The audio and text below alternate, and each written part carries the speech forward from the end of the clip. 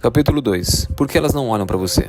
Nos causa incômodo perceber que continuamente olhamos para elas nas ruas, desejando-as insanamente, e elas não estão nem aí para nós, nos ignoram.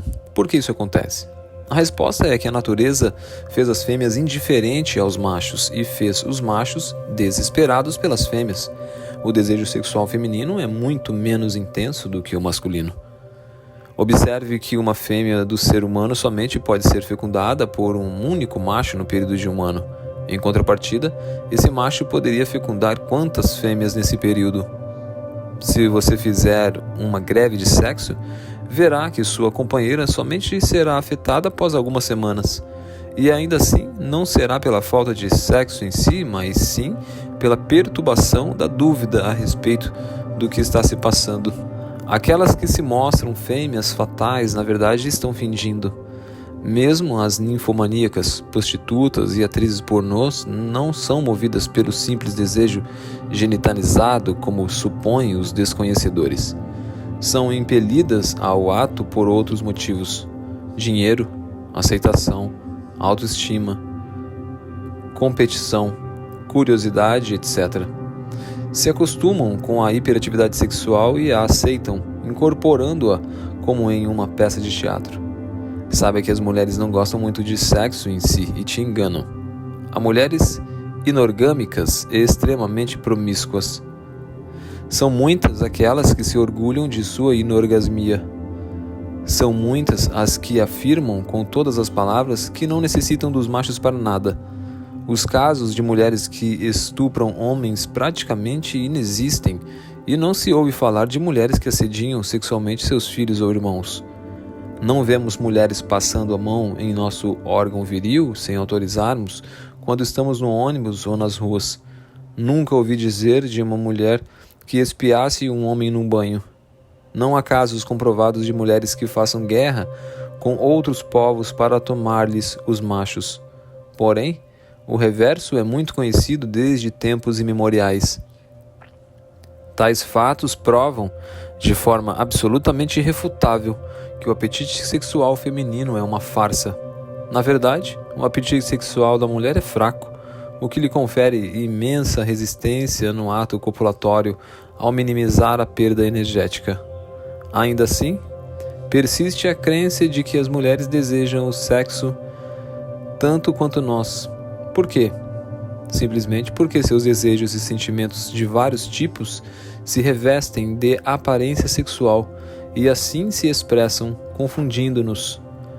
O que se expressa sob a aparência de desejo sexual é, na verdade, medo, cobiça, inveja, competitividade, tristeza, vingança, gratidão, orgulho, etc.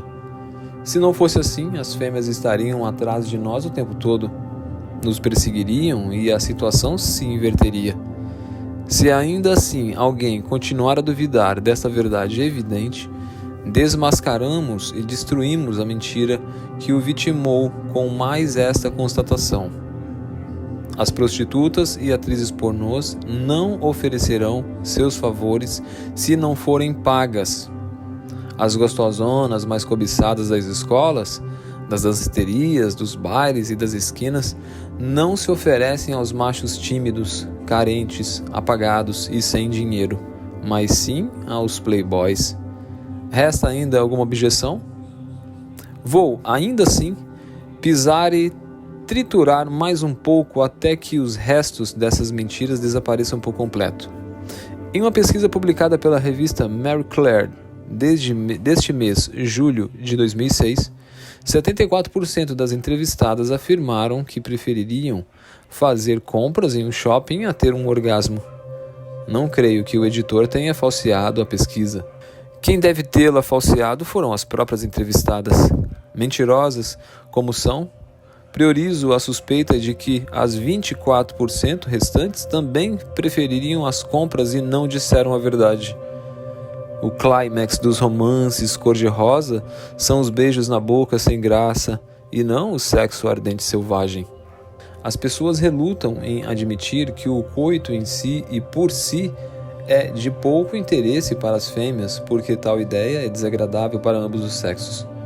As feministas então aproveitam para dizer que reprimimos e castramos a sexualidade feminina, pois lhes desagrada muito a hipótese de que sejam inerentemente apáticas e frias. Mas, dirão os nossos opositores ingênuos, então, por que elas urram e alucinam durante o ato sexual, chegando até mesmo a perder a sensibilidade à dor? A resposta é a seguinte: porque são melodramáticas, teatrais e possuem uma rara habilidade de acreditarem em suas próprias simulações e fingimentos sem perderem a consciência de que estão fingindo. Conseguem tal façanha dividindo-se em duas partes. Uma que acredita no fingimento e outra que preserva a ciência do fingimento. A excitação de aparência exclusivamente sexual é, na verdade, muito mais da natureza emotiva e passional do que propriamente erótica. Trata-se de adrenalina elevada por um contexto econômico, sentimental e social, sem o qual o sexo não acontecerá. A fêmea fatal é uma farsa. Meus opositores dirão, então, que isso deve à repressão sexual exercida pelos homens sobre as mulheres. Eis uma falácia.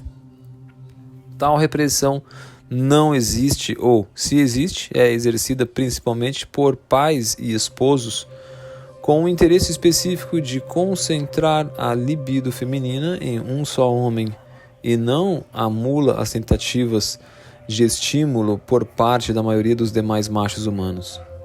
Façamos um teste.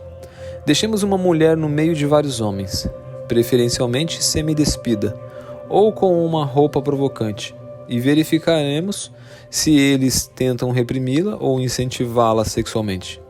Na verdade, os machos humanos tentam mais estimular do que reprimir a sexualidade feminina, pois pensam no acasalamento em tempo integral. Temos que compreender de uma vez por todas que o desejo de receber sexo e carinho não é a fraqueza principal do sexo feminino. As fraquezas principais são outras. 2 pontos. O medo, que as mobiliza a buscar homens que ofereçam proteção, orientação e liderança. A cobiça, que as mobiliza a buscar machos que tenham posses materiais e riquezas. A curiosidade, que as mobiliza a tentar seduzir homens desconcertantes, intrigantes e misteriosos.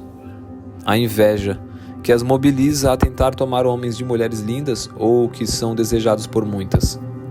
O orgulho, que as mobiliza a tentar seduzir homens para provarem a si mesmas que são atraentes. Vingança, que as mobiliza a tentar seduzir e submeter um homem que lhes tenha ferido o amor próprio e o orgulho. Os motivos que levam uma mulher a sediar um homem podem ser vários. Escravizá-lo pelo amor, para que trabalhe ou forneça dinheiro sem ganhar nada em troca. Fazer inveja às rivais, vingar-se, descobrir o que se oculta por trás do comportamento intrigante, ser protegida contra ameaças de todos os tipos, provar a si mesmo que tem o poder de atrair o sexo oposto, testar o próprio poder de sedução, conseguir um substituto para o desaparecido pai biológico da criança que carrega no útero, verificar se os homens a consideram feia e desinteressante, etc. Jamais o assédio perpetrado por uma fêmea humana será devido a um desejo exclusivamente sexual ou por um amor desinteressado, como todo mundo quer fazer parecer. Portanto, elas não gostam de sexo como parecem e não notam nossa presença nas ruas simplesmente porque não têm o ato copulatório como meta existencial. Não sentem nossa falta e, para piorar tudo, acreditam-se continuamente desejadas por todos. Nós, ao contrário, vivemos somente para transar e somos desesperados por tê-las nos braços, por invadi-las, penetrá-las e nos perdermos em seu interior. Os machos sonham com fêmeas que se apaixonem por seu palus erectus e o persigam incansavelmente, mas tal sonho é absurdo e louco. Para que uma mulher olhe para um desconhecido e o assedie, são necessárias outras motivações de natureza não sexual. É uma perda de tempo gastar energia com as tais esperanças tolas. Nenhuma mulher sonha com um pênis de 4 metros, mas muitas mentem dizendo que o fazem.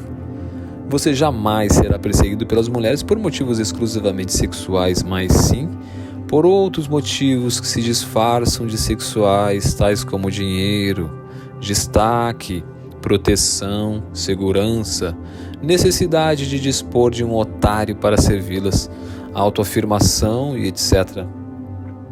Elas não o querem simplesmente para o sexo, ainda que assim o digam, mas apenas para usá-lo de outras maneiras. É assim que funciona a paixão feminina, a qual é egoísta e interesseira. As mulheres continuarão sem notar a sua presença.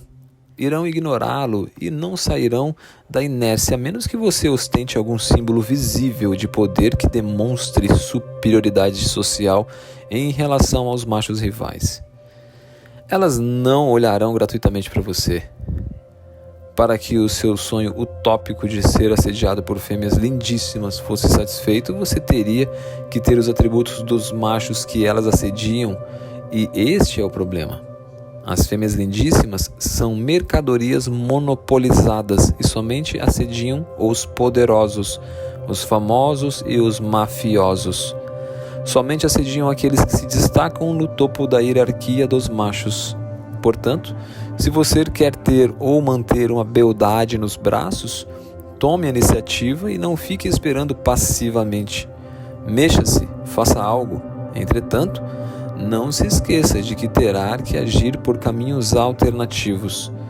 Você, eu ou qualquer outro macho comum somente serão objetos do olhar gratuito daquelas que se sentirem incapazes de atrair machos mais destacados socialmente do que nós. São elementos que atraem facilmente o olhar de admiração feminino. Carrões, ostentação de luxo e roupas caras, não pela beleza que possuem em si, mas por serem signos de poder. Entretanto nós, os normais, temos que lançar mão de outros recursos. O olhar temível, a indiferença selecionada, a horrorização calculada, a conduta intrigante, a postura masculina, a fala diferenciada, o tom de voz de comando, a atitude protetora distante e não insistente, o comportamento misterioso e etc.